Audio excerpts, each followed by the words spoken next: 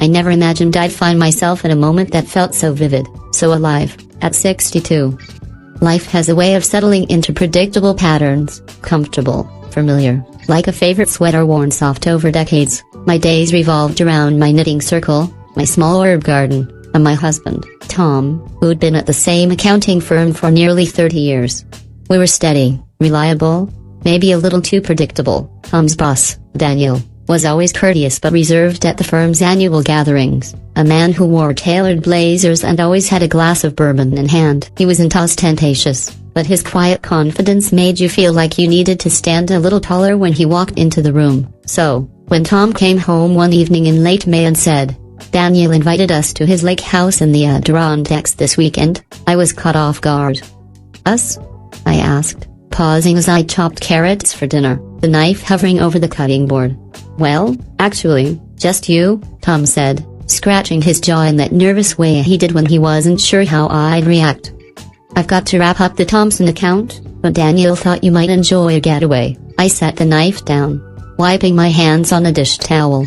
"Me? Why me?" Tom shrugged, a small smile tugging at his lips. He said, "You always seem so poised, like you could use a break." I think it's a nice gesture. A flicker of something stirred in me, curiosity, maybe, laced with a hint of flattery. A weekend away without Tom? I hadn't done that since our kids, Emily and Jacob, moved out years ago. Even then, my trips were always with friends or family, packed with plans. Never just me. I nodded slowly. "Okay. I'll go."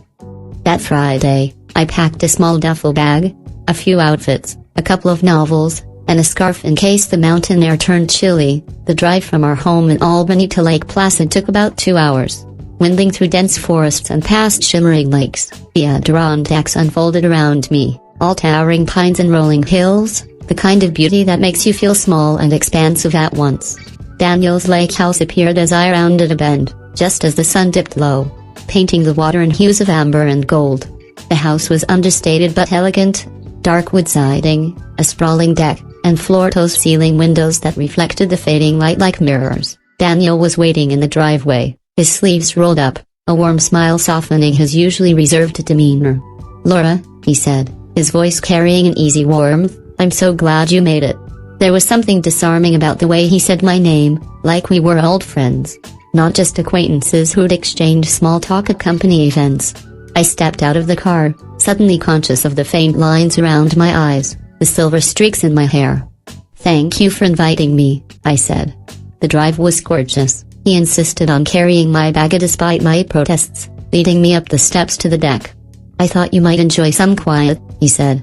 "No schedules, no obligations, just the lake, the trees, and maybe a glass of wine if you're up for it." That first evening, we sat on the deck, the lake stretching out before us, its surface catching the glow of string lights Daniel had hung along the railing. He'd grilled salmon with fresh dill and lemon, and we sipped Pinot Noir from heavy, wide glasses. The conversation flowed easily, about our kids. His son in Colorado, my daughter in Seattle, and my son in Boston. Then, unexpectedly, we veered into deeper territory. "It's strange," I said, swirling my wine, watching the light dance in the glass. "Sometimes I feel like I've become invisible. Like I've done my part, and now I'm supposed to just fade away." Daniel leaned back in his chair, his gaze steady.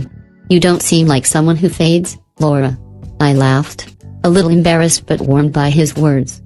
"That's kind of you to say." There was a pause, not awkward but full, like the air held something unspoken. The night was cool, scented with pine and the faint smokiness of a fire pit Daniel hadn't yet lit. I wasn't used to being seen, not like that, not as someone worth noticing. We said goodnight soon after, and I retreated to the guest room. The bed was soft, the sheets crisp with a hint of eucalyptus. Through the open window, I could hear the lake lapping gently against the shore, the moon casting silver ripples across the water. I lay awake longer than I expected, my mind buzzing with a quiet, unfamiliar energy. The next morning, I woke to the smell of coffee and pancakes. Daniel was in the kitchen, dressed in jeans and a gray sweater, moving with the ease of someone comfortable in their space. He handed me a mug, the ceramic warm against my palms. "I was thinking we could take the kayak out this morning," he said. "You up for it?" I nodded, surprised by the spark of excitement in my chest. I love that. The lake was still, mirror-like, with only the occasional ripple from a fish breaking the surface. We paddled in tandem, the kayak gliding smoothly through the water. I trailed my fingers in the cool lake, grounding myself in the moment. Do you ever wonder about the life you didn't live? I asked, the question slipping out before I could stop it. Daniel glanced over his shoulder, the paddle catching the light. What do you mean? I don't know, I said, suddenly self-conscious. The road not taken, I guess. The things we might have done differently. He was quiet for a moment, his strokes steady. I used to think about it a lot. Then I stopped. But lately. He looked out at the horizon, where the mountains met the sky. I've been wondering again. His words hung between us, soft and heavy, like the mist that lingered over the water. We didn't speak for a while after that, just paddled in companionable silence. Back at the house, we sat by the fire pit as the sun dipped low, a blanket draped over my shoulders. The space between us felt alive, intentional, but never uncomfortable. Laura, Daniel said, his voice low, I hope this doesn't sound out of line, but are you happy? The question caught me off guard, not because it was intrusive, but because it was so direct, so genuine. No one had asked me that in years, not really. I looked at him, his face lit by the flickering flames, his eyes kind but searching. I don't know, I admitted, the words surprising me with their honesty. He nodded, not pushing, just present. We sat there as the fire crackled, sparks drifting upward into the night. For the first time in a long time, I felt awake, not as Tom's wife, or Emily and Jacob's mother, or the dependable friend who always showed up with a casserole. Just as me. The next morning, a light fog blanketed the lake, softening the world outside. I stood by the window, coffee in hand, watching the mist shift and swirl. A note on the counter caught my eye, gone to the dock. Come join me when you're ready. I slipped on jeans, a sweater, and left my hair loose, catching a glimpse of myself in the mirror. I looked alive. Not younger, but present, real. Down at the dock, Daniel sat with his legs stretched out, a thermos of coffee beside him. I settled next to him, the wood cube beneath my bare feet. Morning, I said softly. Morning, he replied, his smile warm. It's a good one, isn't it? We sat in silence, watching a pair of loons glide across the water. The quiet wasn't empty, it was full, rich with possibility. Do you ever think about how fast it all goes? I asked. The years, I mean. They slip by, and you don't even notice. All the time, he said. Especially now. It's like I blinked, and half my life was on autopilot. His words hit something deep in me. I'd spent so long doing what was expected, raising kids, supporting Tom, keeping the house running, that I'd forgotten what it felt like to want something for myself. I used to love photography, I said, surprising myself. I haven't picked up my camera in years. Daniel turned to me, his expression soft. Why'd you stop? I shrugged. Life, I guess. You get caught up in everyone else's needs, and you forget you're allowed to have your own? He reached into a canvas bag beside him and pulled out a small sketchbook and a set of charcoal pencils. I brought these, he said. I draw sometimes, it helps me clear my head. I thought you might want to try something creative again. I stared at the sketchbook, touched by the gesture. You brought this for me? He nodded, a little sheepish. I hoped you might feel like it. We spent the morning on the dock, him sketching the curve of the shoreline, me trying to capture the mist with hesitant strokes. My lines were clumsy at first, but slowly, I felt the old return, the joy of creating something just for me. That afternoon, we made lunch together, grilled sandwiches and a simple salad. We laughed over small things, shared stories about our pasts. He told me about his first marriage, how it ended not in drama but in a slow, mutual drift. I told him about Tom's health scare a few years back, how it made me live smaller, afraid to want too much in case it all disappeared. Wanting more doesn't mean you're ungrateful, Daniel said. It just means you're still here, still living.